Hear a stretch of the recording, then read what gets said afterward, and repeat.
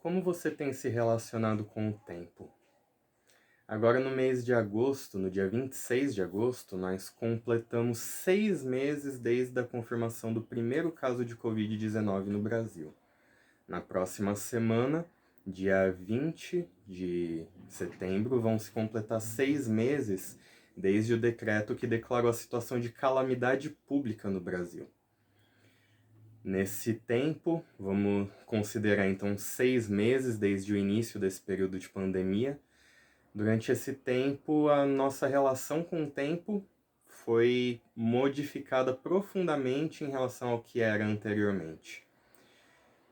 Para quem estiver desempregado durante esse período, possivelmente o tempo esteja se prolongando excessivamente e para muitos de nós esse tempo seja um tempo que tem que se encerrar logo, o mais rápido possível, porque afinal de contas 6 meses em situação de desemprego é algo que é extremamente complicado, danoso, traz muitas preocupações para cada um de nós, para quem tem os cuidados com sua família, enfim.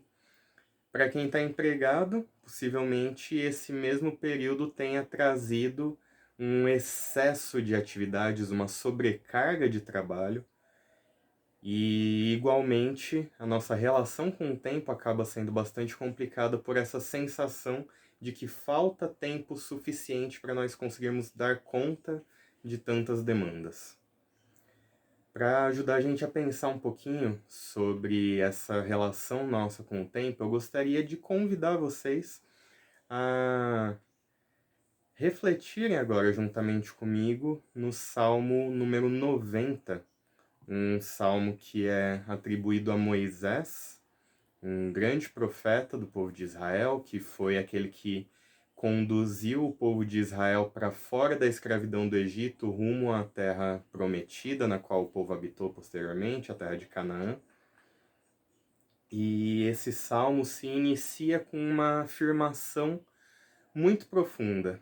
Diz o seguinte: Senhor, Tu és o nosso refúgio sempre, de geração em geração. E o Salmo segue falando sobre a grandeza de Deus e sobre a forma como Deus tem cuidado do seu povo ao longo dos tempos e exaltando a grandeza e a eternidade de Deus. Antes de nascerem os montes e criares a terra e o mundo, de eternidade a eternidade, Tu és Deus. Fazes os homens voltarem ao pó, dizendo, retornem ao pó, seres humanos. E o versículo 4 é um texto que é bastante conhecido para muitos que já tiveram mais contato com a Bíblia, que diz, de fato, 1000 anos para ti são como o dia de ontem que passou, como as horas da noite. E olhando para esse texto, quando nós temos essa compreensão da eternidade de Deus, da grandeza de Deus, nós começamos a enxergar que as nossas vidas, na verdade, são vidas breves, passageiras, e que talvez mesmo esse período de 6 meses não seja, por um lado, um período tão longo quanto que nós possivelmente tivéssemos suposto, mas ainda assim, mesmo em meio a esses tempos, mesmo em meio à nossa vida breve, a nossa vida é recheada por momentos de dificuldade, momentos de sofrimento. O versículo 10 do Salmo diz: Os anos de nossa vida chegam a 70 ou 80 para os que têm mais vigor. Entretanto, são anos difíceis e cheios de sofrimento, pois a vida passa depressa e nós voamos.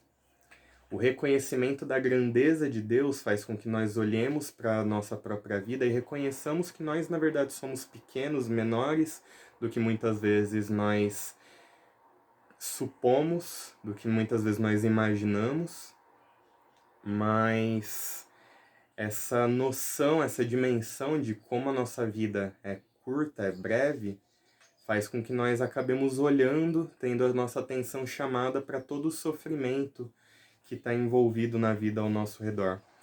E no meio disso, o salmista Moisés, no versículo 12, faz uma oração muito profunda, que tem muita coisa para nos ensinar. Ele diz: ensina-nos a contar os nossos dias para que o nosso coração alcance sabedoria. Ou seja, a oração de Moisés, quando ele reconhece a grandeza de Deus e reconhece todo o sofrimento envolvido na nossa vida passageira, a oração primária dele, a primeira coisa pela qual ele pede, é para que nós sejamos capazes de reconhecer quem nós somos, de reconhecer a nossa finitude e, mais do que isso, de aprendermos a nos relacionar apropriadamente com o tempo que nos é dado. Aprender a organizar os nossos afazeres, nós podemos pensar, aprender a dar as prioridades certas para cada um dos nossos afazeres, reconhecendo aquilo que deve ser feito de imediato, aquilo que pode ser colocado mais para frente, reconhecendo que determinados momentos de se relacionar com outras pessoas possivelmente sejam mais importantes do que o momento que teria sido dedicado ao trabalho.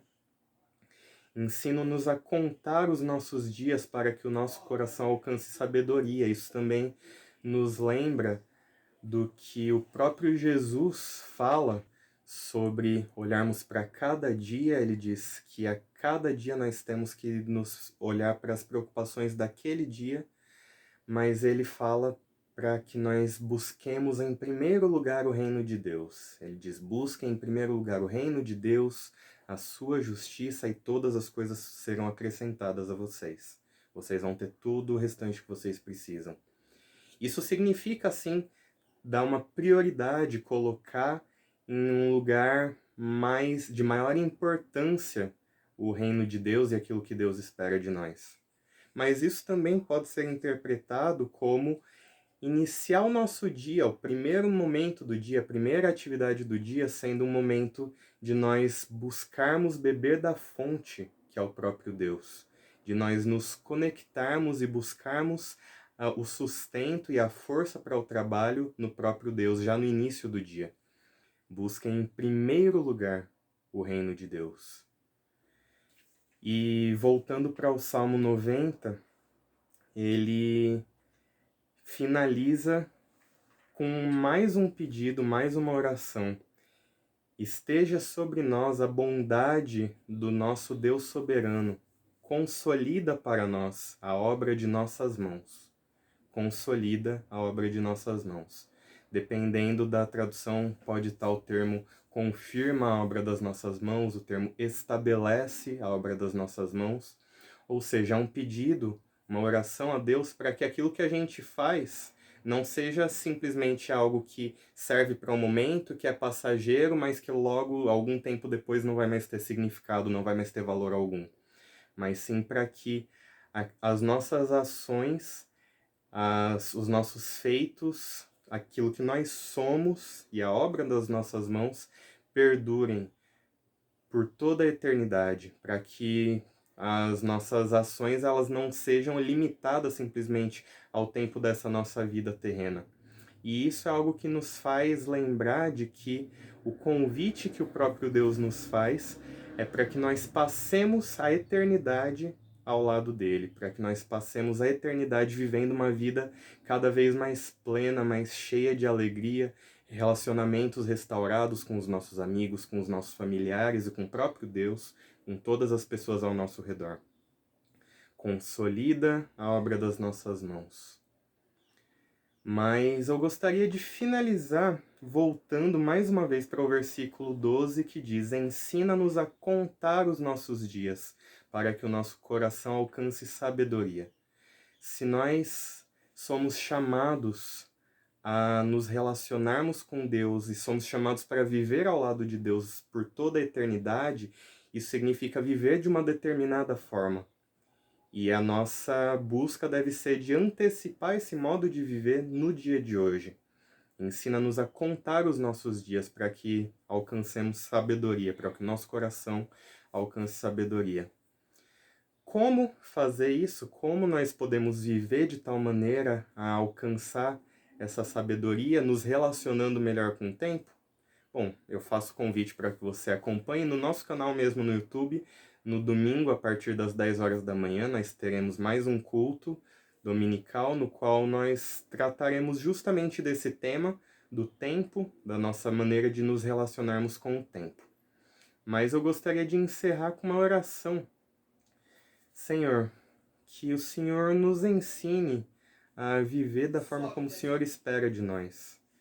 Nós sabemos que a vida muitas vezes traz consigo uma série de dificuldades, momentos que nós gostaríamos que fossem breves acabam se perdurando por dias, semanas, meses, anos, e o tempo que nós gostaríamos de ter para nos dedicarmos aos nossos afazeres parece tão escasso. Nós nos pedimos, Senhor, que o Senhor nos ensine a nos relacionarmos melhor com o tempo, a contarmos os nossos dias, para que os nossos corações alcancem sabedoria e assim nós aprendamos a viver de forma apropriada no mundo que o Senhor criou, viver de forma a glorificar o Teu nome, a manifestar o reino através das nossas vidas.